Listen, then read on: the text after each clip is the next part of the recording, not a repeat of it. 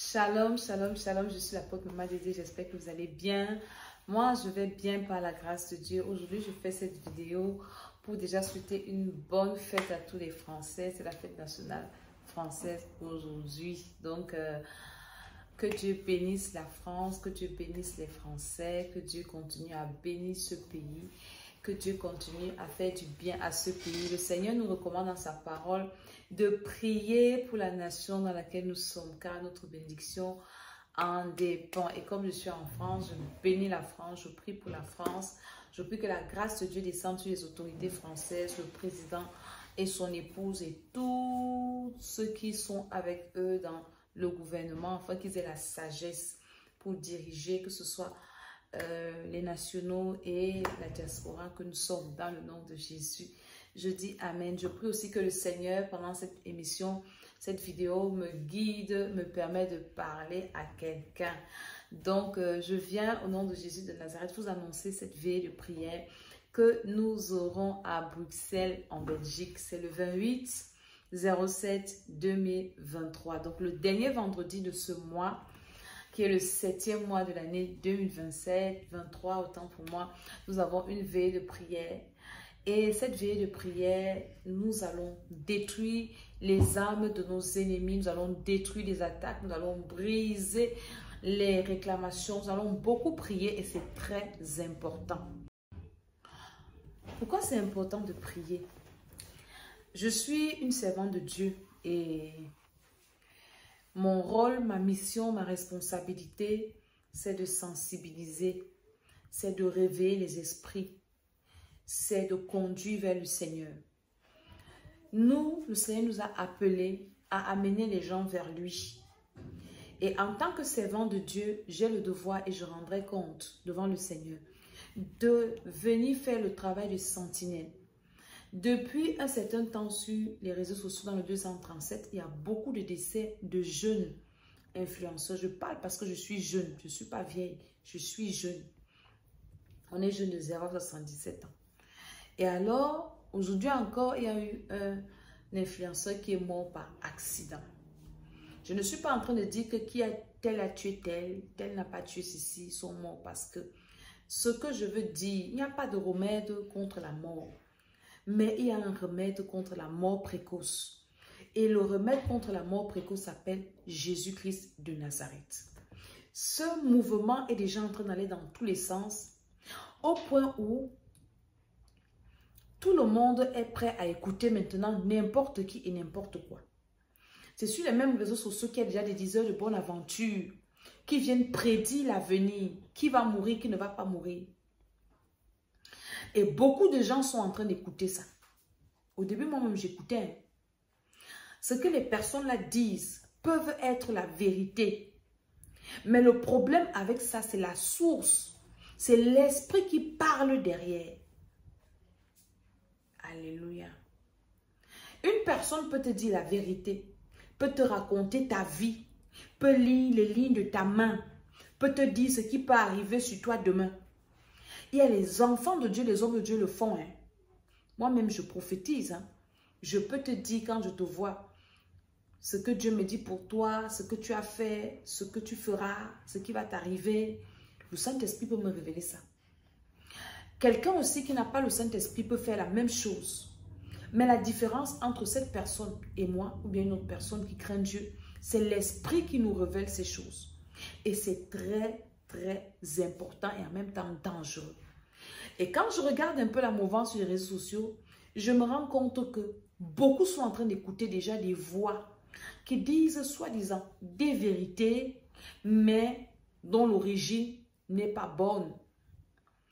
Et ces messages d'alerte, de sentinelle, de vigilance, appellent les gens à aller se protéger, à aller se laver chez les marabouts, à aller se laver chez les féticheurs, à aller se blinder, à aller chercher une protection parce qu'il y a un mauvais vent qui est en train d'emporter les gens.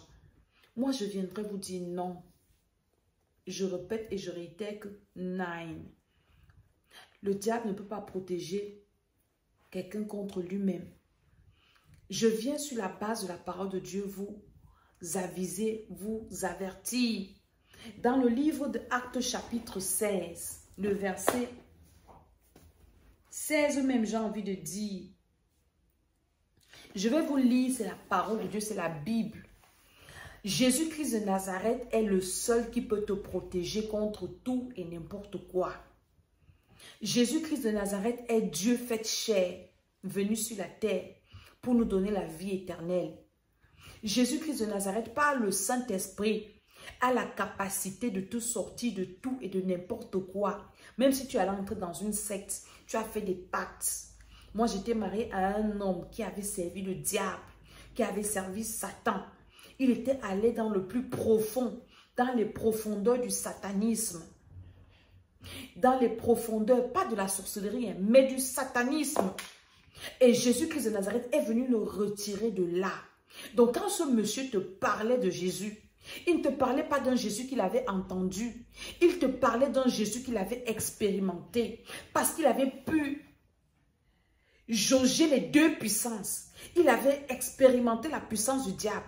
Et il avait aussi expérimenté la puissance de Jésus. Donc quand il disait puissance, on répondait en Jésus avec assurance. Donc c'était quelqu'un qui te disait que je connais la puissance de Jésus. Jésus est tout puissant. Il n'était pas un petit sorcier ou sataniste, occultiste, il était un sataniste. Et il a écrit un livre où il a fait son témoignage. Est-ce que je peux avoir le livre? Il a écrit un livre où il a raconté son histoire. Et du fond de ce satanisme, du ventre du diable, Jésus de Nazareth est venu le sortir de là. Et il a fait de lui son serviteur. Et donc quand ce monsieur te parlait de la puissance de Jésus, que Jésus peut te protéger, Jésus peut te délivrer, Jésus peut te sauver, il peut te guérir, il peut te donner ce que ton cœur désire. Il y avait la manifestation de la puissance de Jésus. Et dans ce ministère, nous avons vu des gens sauvés, des hommes et des femmes délivrés. Donc aucun marabout ne peut te protéger contre le diable ou bien contre la sorcellerie, contre les sectes pernicieuses, contre les pratiques méchantes. Aucun féticheur, même pas un grand maître, parce que lui-même il est vulnérable. Nous avons vu toujours sur la scène internationale ici, des grands maîtres. Il y avait un grand maître dans un pays africain dont tout le monde vantait ses prouesses. Je n'ai pas envie de citer son nom, c'était une grande personnalité. Le jour où j'ai appris, ce monsieur est mort en 2021. J'étais déjà malade. Il était comme un demi-dieu. Le jour où j'ai appris que cet homme est mort, j'ai frémi dans mon esprit que donc ce monsieur pouvait mourir. Il s'appelait le grand maître. On l'appelait comme ça. Un grand maître dans une loge.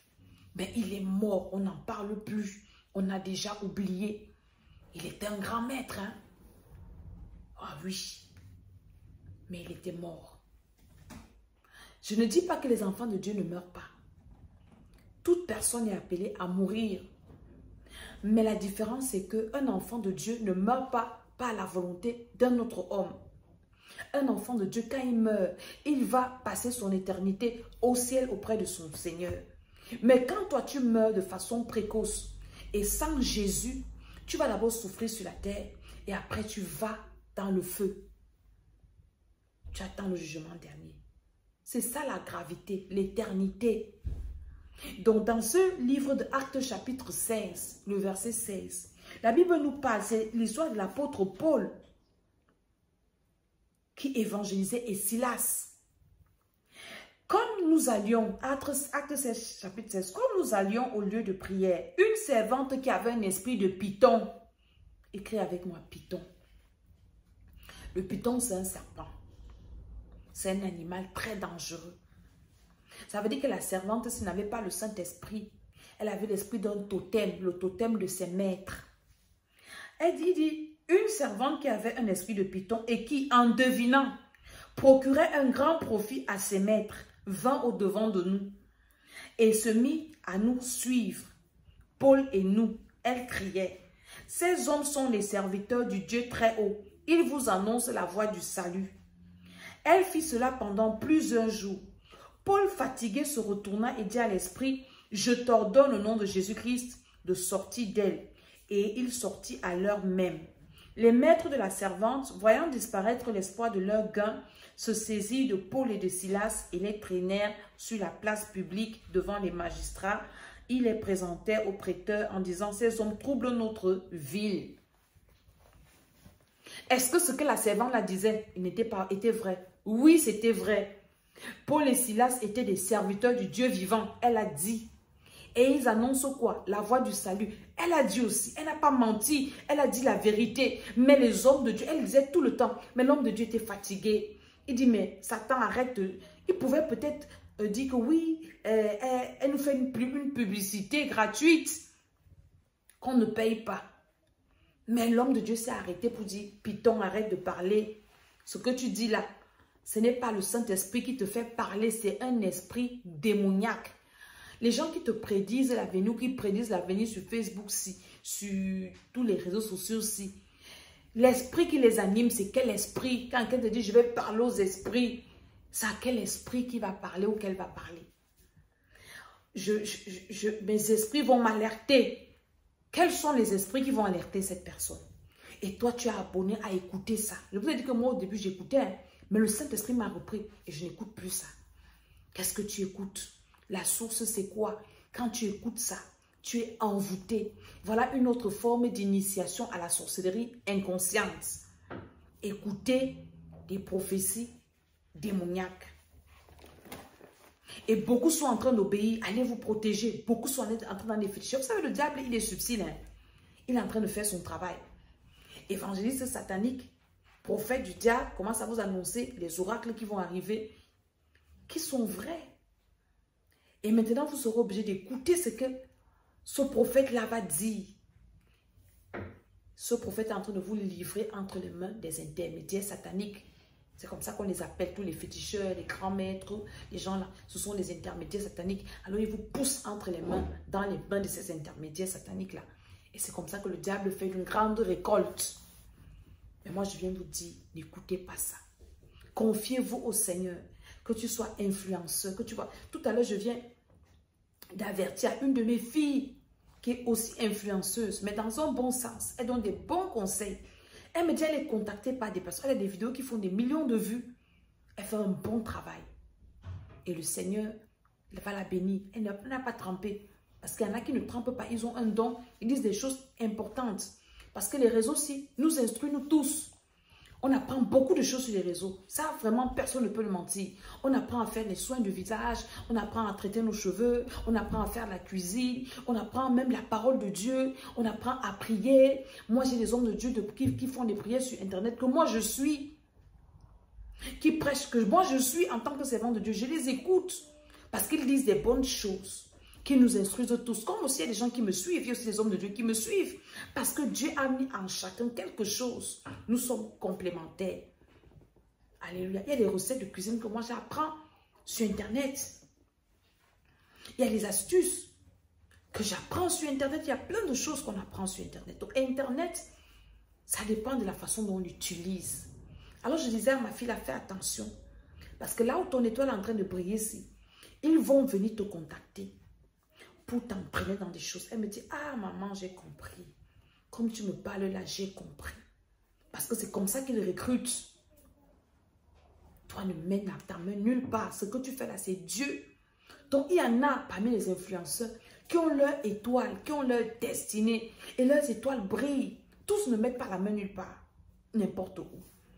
Donc, ne dis pas que, peut-être parce que tu as la visibilité. C'est une grâce de Dieu. Maintenant, il va falloir aller te protéger. Il va falloir aller voir un marabout, un prêtre exorciste, un diseur de bonne aventure, un prêtre, je ne sais pas trop quoi. N'est-ce pas le gars qui est mort le mois passé? On disait qu'il sortait du Bénin, chez les marabouts du Bénin. Pourquoi? Il est mort. Alléluia. Là où vous devez aller vous cacher, la vraie cachette s'appelle Jésus-Christ de Nazareth. Quand vous êtes caché en Jésus, caché dans son sang, c'est-à-dire que vous l'avez reçu comme Seigneur et Sauveur personnel. Et vous vous prenez, vous vous engagez à le suivre. Vous n'êtes pas un pied dedans, un pied dehors. Vous venez seulement parce que vous faites le banditisme spirituel. Parce que le dehors, ça chauffe. On va se cacher chez Jésus. Après, on repart chercher les choses du dehors. Non, il ne peut pas. Jésus ne traite pas avec les bandits. ton banditisme va te rattraper. Quand tu te convertis et que tu reçois Jésus-Christ, ça veut dire que tu prends l'engagement de le suivre. Tu prends l'engagement de marcher selon ses voies et tu coupes avec le monde. C'est ce que les autres ont peur. Est-ce que si je laisse ce que je fais, je suis Jésus, est-ce que je ne vais pas chuter? Est-ce que je vais rester à mon niveau? Même si tu chutes, Jésus va te relever. N'aie pas peur. Donc, n'allez plus dire que vous partez vous laver le corps. Ce sont les portes que vous partez encore ouvrir. Vous partez tisser d'autres alliances qui vont vous réclamer plus tard. Cherchez des hommes de Dieu qui parlent de la nouvelle naissance, qui peuvent faire votre délivrance. Et vous allez voir comment vous allez vous en sortir. Le Seigneur va vous protéger. Il va vous préserver. Il va envoyer ses anges camper autour de vous pour vous arracher à tout danger. Dans vos voitures, dans vos maisons, même dans vos rêves. Parce qu'il y en a beaucoup qui font des mauvais rêves. Il y en a qui sont attaqués dans les rêves. Ils ne dorment pas. C'est pour ça que vous voyez beaucoup de personnes boire du vin. Pas parce qu'ils aiment trop de l'alcool, mais parce que ce vin leur permet de perdre un peu la tête pour oublier un peu leurs problèmes et leurs soucis. Je suis venue te donner la solution pour tout ce qui se passe sur Internet là. Si tu es là, tu m'as écouté, tu n'es peut-être pas influenceur. Tu as un parent influenceur, un cousin, une cousine. Passe-lui ce message. Je suis mal quand je vois un peu tous les débats autour de la mort de ce jeune Camerounais, Sami, qui est mort aussi. Je ne le connaissais pas personnellement. Mais pendant la CAN, c'est là où on les a un peu tous découverts. J'aimais beaucoup ses interventions. Je suivais souvent ça, mais pas plus. Après la CAN, j'ai perdu de vue, ainsi de suite, jusqu'à son décès. Quand je vois tous les débats autour, je dis, mais est-ce que ça va le réveiller? Est-ce qu'on l'a tué? Est-ce qu'il a fait l'accident? Est-ce qu'on ne sait pas? Mais c'est un gros mystère.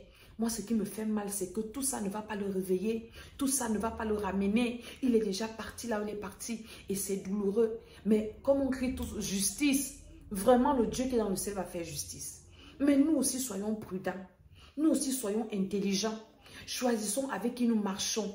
Prions le Seigneur. Il va nous diriger. Il va nous orienter. Il va nous donner le discernement. Parlons à nos frères. Parlons à nos sœurs. Aujourd'hui, je vois ces frères se battre, faire des vidéos, parler, dénoncer, dire. C'est comme ça qu'on a commencé en début d'année. Justice pour tel, justice pour tel, justice pour tel. C'est fini, on n'en parle plus. La personne est partie. Prévenir vaut mieux que guérir. Et la prévention, c'est Jésus. Tu es parent, tu as des enfants qui sont en train de grandir, qui sont adultes, qui sont ci, qui sont ça. Maman, amène tes enfants au Seigneur. Nous, c'est notre mère qui nous a amenés au Seigneur. Notre mère, parce qu'il y avait la société dans notre famille, est partie nous cacher en Jésus. Elle nous a cachés là-bas. Elle dit, mes enfants, j'ai trouvé la cachette. Je pas une, j'ai trouvé la cachette, la véritable cachette. C'est Jésus. Alors, on est parti en courant, nous cacher dans le Seigneur. Et jusqu'aujourd'hui, nous sommes cachés en Jésus-Christ de Nazareth. Je t'invite, papa. Je t'invite, grand frère, grande soeur, cousin, cousine. Je ne sais pas qui tu es. Amen. Allez vous cacher dans le Seigneur. C'est la cachette. Pas la religion. Je parle de Jésus-Christ de Nazareth, le véritable. Il faut naître de nouveau et vous accrocher à ce Dieu. Et chercher la délivrance. C'était le message que je voulais vous annoncer. Et nous, comme nous connaissons ces réalités, nous sommes dans la présence de Dieu. À l'école des Seigneurs, nous sommes en train de finir le marathon de prière. Et la dernière semaine de marathon de prière, c'est nous libérons les mains. Alléluia. Je vous ai dit que le 7e mois, c'est un mois très stratégique. Ne dors pas. Demain, c'est le 15, après le 16. C'est un mois qui a les dates 777. Nous avons le 707. Nous avons eu le 707 2023. Nous aurons le 16 07 2023. Les dates stratégiques, le 25, dont le Seigneur est en train de faire du bien à ses enfants. Et je vois ça même sur les réseaux sociaux. Il y a des hommes de Dieu qui témoignent des bénédictions surnaturelles. C'est un mois vraiment de percée surnaturelle. Donc il faut que tu sois à ton poste. Matélo, sentinelle, sois à ton poste dans la prière. Donc nous sommes en train d'achever ce programme. Il nous reste une dizaine de jours. Et après, nous serons à Bruxelles pour notre veille de prière. L'adresse est sur cette affiche-là, à Anderlecht. Il faut que tu viennes prier. Toute arme forgée contre toi, si on a mis un piège spirituel, que que tu vas tomber, tu vas mourir par accident, ça sera nul et sans effet. Ne prie pas pour toi seul. Tu peux venir prier pour ta famille. Si tu n'as pas des membres de ta famille qui sont avec toi, quand tu viens à la veillée, viens avec leurs photos. Et le Seigneur va vous protéger. Je prie pour vous. Que la grâce de Dieu soit avec vous. Partagez-moi cette vidéo. Envoyez ça aux influenceurs. La cachette, c'est Jésus-Christ de Nazareth. La vraie prophétie, c'est dans la Bible. N'écoutez plus les prophètes animés par les esprits de Python. C'est un envoûtement, une initiation à la sorcellerie inconsciente. Tu deviens un sorcier inconscient sans savoir. Tu vas commencer à faire des mauvais rêves, à manger dans les rêves. Parce que tu écoutes les prophéties inspirées par les esprits des Pythons. Je vais m'arrêter là. Que le Seigneur vous bénisse. Je suis l'apôtre Maman Tété. Au nom de Jésus-Christ. À très bientôt. Amen, amen, amen.